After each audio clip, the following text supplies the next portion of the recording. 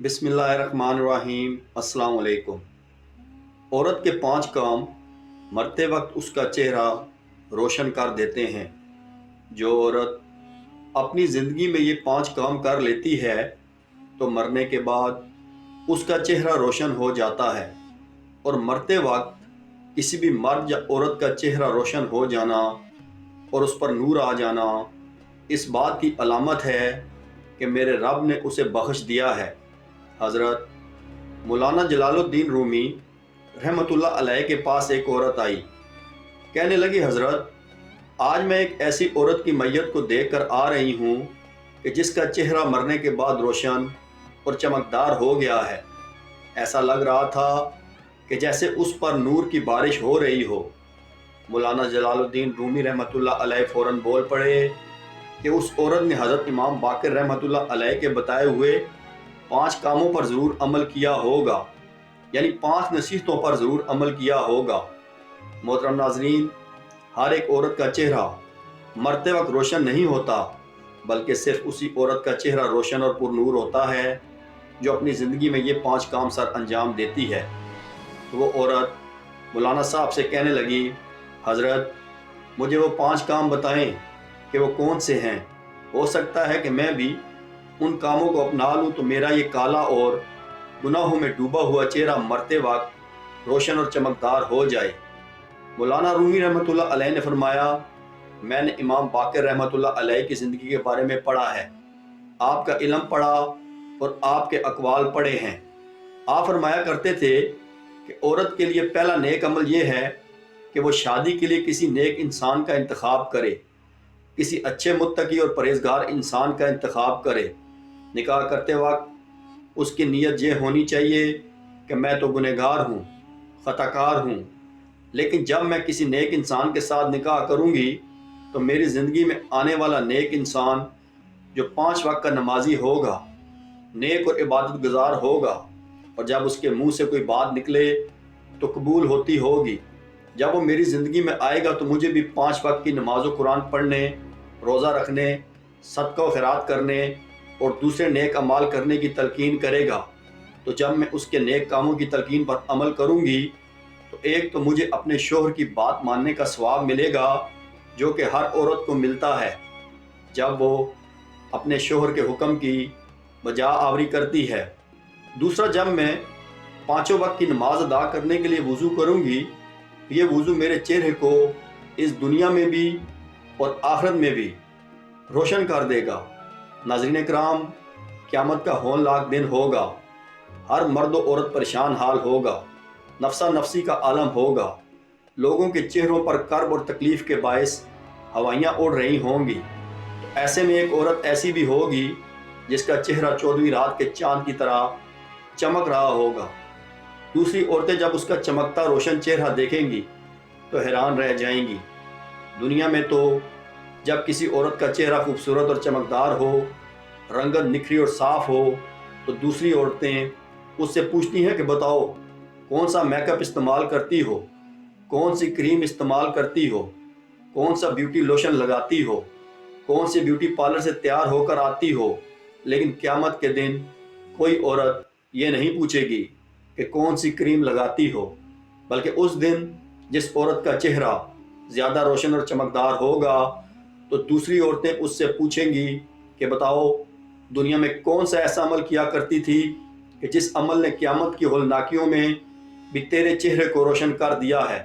तो फिर वो औरत कहेगी कि मैं दुनिया में ये 5 अमल किया करती थी। नंबर 1, फरमाया गया, शादी के लिए नेक और मुत्तकी शख्स का इंतखाब करने वाली औरत, जब नेक और मुत्तकी शख्स उसकी ज़िंदगी में आ जाता है तो ये उसकी ज़िंदगी में ढल जाती है, नमाजी बन जाती है, कुरान पढ़ती है, हक बोलती है, सच बोलती है, अच्छे इखलाक अपनाती है, मोहल्ले की औरतों के साथ अच्छे इखलाक से पेश आती है, अपने घर के बड़ों का अदब करती है, छोटों पर शफकत और मेहरबानी करती है, बदलिहाजी, बदतमीज़ी और बदअखलाक़ी से बचती है। तो मरते वक्त रूह बाद में निकलती है, मेरा अल्लाह जन्नत का टिकट पहले दे देता है और उसका चेहरा रोशन कर देता है। सुभान अल्लाह। मोहतरम नाज़रीन, कुछ बदबख्त लोग ऐसे भी होते हैं جو عورت کی زندگی میں داخل ہوتے ہیں تو اس کی زندگی کو اجیرن بنا دیتے ہیں، دنیا میں بھی اس کی زندگی کو جہنم بنا دیتے ہیں اور اس کی آخرت بھی تباہ و برباد کر دیتے ہیں۔ تو حضرت امام باقر رحمۃ اللہ علیہ نے فرمایا کہ دوسرا عمل جس سے عورت کا چہرہ مرتے وقت روشن ہو جاتا ہے وہ ہے پردہ۔ فرمایا پردے میں رہنے والی عورت کا چہرہ بھی مرتے وقت ایسے چمکتا ہے جیسے 14ویں رات کا چاند چمک رہا ہو اور نہایت ہی خوبصورت ہو جاتا ہے۔ جو عورت پردے میں رہتی ہے اور غیر محرم مردوں کے سامنے جانا گوارا نہیں کرتی، مدینہ شریف کی دہلیز پر ایک عورت رہا کرتی تھی جو بے حیا تھی، بے حیائی اس کے اندر کوٹ کوٹ کر بھری ہوئی تھی۔ وہ غیر محرم مردوں کے سامنے جاتی تھی اور فحاشی پھیلا رہی تھی، فحش گوئی کرتی تھی، یعنی غیر محرم مردوں کے سامنے جانا، اپنی نمائش کرنا اور ان سے غیر اخلاقی گپ شپ لگانا وہ بے حیائی میں بڑی ہی مشہور تھی۔ ایک دن میرے کریم نبی محمد صلی اللہ علیہ وآلہ وسلم ایک چبوترے پہ بیٹھ کے آپ سرید کھا رہے تھے۔ سرید کہتے ہیں گندم یا جو کی روٹی کو گوشت کے شوربے میں پکانا یا اسے بھگو کر کھانا تاکہ وہ اچھی طرح سے نرم ہو جائے۔ اسی دوران اس عورت کا وہاں سے گزر ہوا۔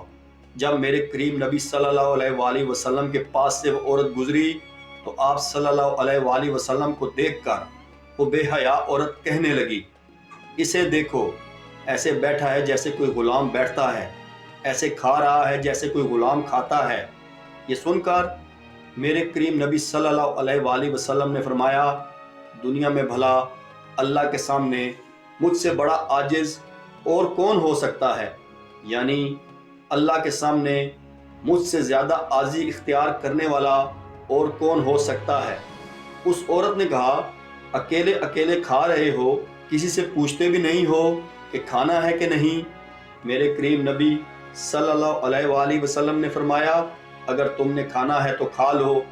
وہ بے حیا عورت میرے کریم نبی صلی اللہ علیہ وآلہ وسلم کے پاس آئی تو میرے کریم نبی صلی اللہ علیہ وآلہ وسلم نے فرمایا، یہ لے لو اور کھا لو۔ تو کہنے لگی کہ نہیں نہیں، میں نے تو آپ کے ہاتھوں سے کھانا ہے۔ میرے کریم نبی صلی اللہ علیہ وآلہ وسلم نے ایک لقمہ اٹھایا اور اسے دینے لگے تو کہنے لگی کہ نہیں نہیں، میں نے یہ بھی نہیں کھانا، بلکہ میں نے وہ کھانا ہے جو آپ کے منہ میں ہے۔ اللہ اکبر! اللہ دیکھ رہا ہے، نوری فرشتے دیکھ رہے ہیں، اور اللہ آپ کو دیکھ کر مسکرا رہا ہے کہ میرا حبیب کرتا کیا ہے۔ اللہ دیکھ کر مسکرا رہا ہے کہ میرا پیارا محبوب اب کیا کرتا ہے۔ میرے نبی صلی اللہ علیہ وآلہ وسلم جانتے ہیں کہ بے حیائی میں یہ عورت مشہور ہے۔ تو جب اس بے حیا عورت نے کہا کہ حضرت میں نے تو وہی لقمہ کھانا ہے جو آپ کے منہ میں ہے، تو میرے نبی صلی اللہ علیہ وآلہ وسلم نے اپنے منہ والا لقمہ نکال کے اس عورت کو دے دیا، اور جیسے ہی اس عورت نے وہ لقمہ کھایا تو اس کے اندر ایک انقلاب برپا ہو گیا۔ میرے نبی صلی اللہ علیہ وآلہ وسلم کے منہ سے نکلا لقمہ جو کھایا تو پھر ساری زندگی اس عورت نے کسی مرد کو اپنا چہرہ نہ دکھایا۔ کہنے والے کہتے ہیں کہ پھر اس عورت نے کبھی کسی کو اپنا چہرہ نہ دکھایا اور جہاں بھی جاتی تو پردہ کر کے جاتی۔ پھر ایک دن وہ میرے نبی صلی اللہ علیہ وآلہ وسلم کے قریب سے گزری تو اس کی نظریں نیچی ہیں۔ آپ صلی اللہ علیہ وآلہ وسلم نے پہچانا کہ یہ تو وہی عورت ہے، تو آپ صلی اللہ علیہ وآلہ وسلم نے دعا فرمائی، اے پردے میں چھپی عورت، اللہ تعالیٰ تیرا پردے میں چھپا چہرہ روشن کر دے۔ کہنے والے کہتے ہیں کہ جب وہ مر رہی تھی تو رات کا وقت تھا، گھر سے باہر 14ویں رات کے چاند نے پورے علاقے کو روشن کر رکھا تھا، جبکہ گھر کے اندر پورے کمرے کو اس با پردہ عورت کے پردے کے اندر چھپے چہرے نے روشن کر رکھا تھا۔ سبحان اللہ! پھر فرمایا گیا تیسرا کام ہے بسم اللہ پڑھنے کا عمل، یعنی جو عورت ہر کام شروع کرنے سے پہلے پہلے بسم اللہ الرحمن الرحیم کہتی ہے۔ ایک عورت کا واقعہ قابل ذکر ہے کہ وہ باتوں ہی باتوں میں ہر بات میں بسم اللہ بہت زیادہ پڑھا کرتی تھی، یعنی جب کوئی بھی کام ہوتا شروع کرتے وقت اور اختتام پر بسم اللہ ضرور پڑھا کرتی۔ اس کا شوہر بڑا ہی منافق انسان تھا، تو اس عورت کا یہ عمل اس کے شوہر کو بڑا ہی ناگوار گزرتا۔ اب شوہر نے اپنی اس بیوی کو شرمندہ کرنے اور بے عزت کرنے کی غرض سے اسے ایک تھیلی دی اور کہا کہ اسے سنبھال کر رکھ دو۔ اب اس بسم اللہ پڑھنے والی بیوی نے بسم اللہ پڑھ کر اپنے شوہر سے وہ تھیلی لی اور بسم اللہ پڑھ کر ایک محفوظ مقام پر رکھ دی۔ ایک دن اپنی بیوی کی غیر موجودگی میں اس کے شوہر نے وہ تھیلی اٹھائی اور گھر کے اندر ایک کنواں تھا اس میں پھینک دی۔ جب بیوی واپس آئی تو کہنے لگا، وہ میری تھیلی جو میں نے تمہیں دی تھی مجھے لا کر دے دو۔ اس کی سوچ یہ تھی کہ جب اسے تھیلی وہ نہیں ملے گی تو میں اسے ڈانٹوں گا اور اپنا بھرپور غصہ اس پر نکالوں گا۔ میں اسے خوب شرمندہ و ذلیل کروں گا اور کہوں گا کہ یہ تیری بسم اللہ ہی سب کچھ کروا رہی ہے۔ بسم اللہ پڑھ کر تھیلی رکھی تھی تو غائب ہو گئی۔ وہ عورت بسم اللہ پڑھتے ہوئے اندر گئی اور بسم اللہ پڑھتے پڑھتے اپنا ہاتھ تھیلی والی جگہ کی جانب بڑھایا۔ اللہ عز و جل نے فرشتے کو حکم دیا کہ جاؤ اور بسم اللہ کہنے والی میری اس مقدس شہزادی کا ہاتھ وہاں پہنچنے سے پہلے پہلے تھیلی لا کر وہاں رکھ دینا۔ سبحان اللہ! بسم اللہ پڑھتے پڑھتے اس خاتون نے وہاں سے تھیلی اٹھائی اور بسم اللہ پڑھتے پڑھتے ہی وہ تھیلی لا کر اپنے خاوند کو دے دی۔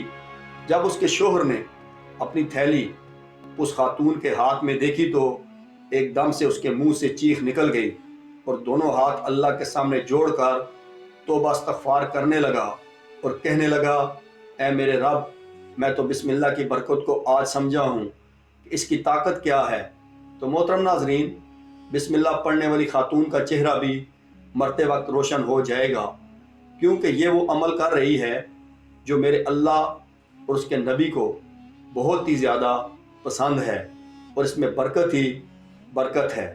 نمبر 4، حضرت امام باقر رحمۃ اللہ علیہ فرماتے ہیں کہ اس عورت کا چہرہ بھی مرتے وقت روشن و منور ہو جاتا ہے جس کا کوئی عمل ایسا ہو جو انسان کو اللہ کا محبوب بنا دے، یعنی کوئی ایسا عمل جو کسی نوجوان کو اللہ کا محبوب بنا دے۔ مدینہ میں ایک نوجوان اور خوبصورت عورت رہا کرتی تھی۔ وہ مسجد نبی میں نماز ادا کرنے کے لیے جا رہی تھی کہ راستے میں ایک نوجوان کھڑا ہوا تھا۔ اس نے اس عورت کا راستہ روک لیا تو عورت نے پوچھا کہ تجھے کیا تکلیف ہے کہ تو نے میرا راستہ روک لیا ہے؟ اس نے کہا کہ مجھے تکلیف یہ ہے کہ تیرا حسن مجھے بھا گیا ہے اور میں تجھے حاصل کرنا چاہتا ہوں۔ میں تجھ سے عشق اور محبت کر بیٹھا ہوں اور تجھ سے شادی کرنا چاہتا ہوں۔ عورت نے جب یہ سنا تو کہنے لگی، ٹھیک ہے، اگر تم مجھ سے شادی کرنا چاہتا ہے تو میری ایک شرط ہے، تو وہ شرط پوری کر دے، میں تیرے ساتھ شادی کے لیے تیار ہوں۔ نوجوان بے قرار ہو گیا اور کہنے لگا، جلدی سے بتا تیری کیا شرط ہے، میں ضرور اسے پورا کروں گا۔ عورت نے کہا کہ میری کوئی بہت بڑی شرط نہیں ہے، شرط بس یہ ہے کہ اگر تو مجھے حاصل کرنا چاہتا ہے اور میرے ساتھ شادی کرنا چاہتا ہے تو 40 دن تک بلا ناغہ حضرت سیدنا عمر فاروق رضی اللہ تعالیٰ عنہ کے پیچھے ان کی امامت میں نماز پڑھنی ہوگی۔ وہ نوجوان فوراً وضو کر کے مسجد پہنچ گیا۔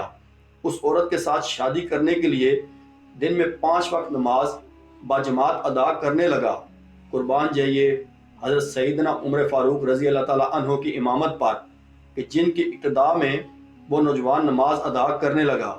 جیسے جیسے وہ نوجوان حضرت عمر فاروق رضی اللہ تعالیٰ عنہ کی امامت میں نماز ادا کرتا رہا، اس کے دل کی دنیا بدلتی گئی۔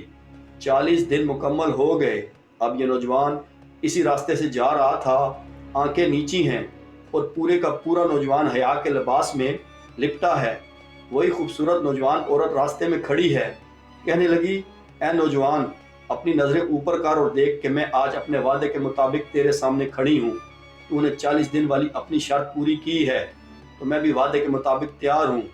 اس نوجوان نے اپنا سر اوپر اٹھایا اور اس خوبصورت نوجوان عورت کی جانب دیکھ کر کہنے لگا، اے خوبصورت خاتون، تیرا حسن اپنی جگہ، لیکن اب مجھے تیری ضرورت نہیں رہی۔ میرے دل کی دنیا اب بدل چکی ہے۔ عمر نے میرے دل کا تعلق میرے رب کے ساتھ جوڑ دیا ہے، لہٰذا میں تجھے اپنے وعدے سے آزاد کرتا ہوں۔ اب تو اپنے گھر چلی جا۔ تو فرمایا گیا، ایسی نیک خاتون جس کا کوئی عمل اسے اللہ کا محبوب بنا دے، یعنی جو خود بھی گناہوں سے بچتی ہو اور دوسروں کو بھی اچھے راستے پر چلا دے، ایسی عورت کا چہرہ موت کے وقت روشن و منور ہو جاتا ہے۔ امام باقر رحمۃ اللہ علیہ نے فرمایا، نمبر 5، ایسی عورت جو اللہ کے سامنے جھکنے والی ہو، 5 وقت کی نماز ادا کرنے والی ہو۔ یاد رہے کہ خواتین کے لیے نماز کے ادا کرنے کا حکم یوں ہے کہ وہ اپنے گھر میں سب سے پیچھے والے کمرے میں چھپ کر اللہ کے سامنے سر مسجود ہوں۔ اللہ عز و جل سے دعا ہے کہ ہمیں نیکی کی بات کو سننے والا اور پھیلانے والا بنا دے۔ میرا سنانا اور آپ کا سننا قبول و منظور فرمائے، آمین یا رب العالمین۔ محترم ناظرین، اگر میری آج کی یہ معلوماتی ویڈیو آپ کو پسند آ جائے تو برائے کرم اس ویڈیو کو لائک اور شیئر کر دیجئے اور میرے اسلامی و اصلاحی چینل کو سبسکرائب کر لیجئے۔ جزاک اللہ۔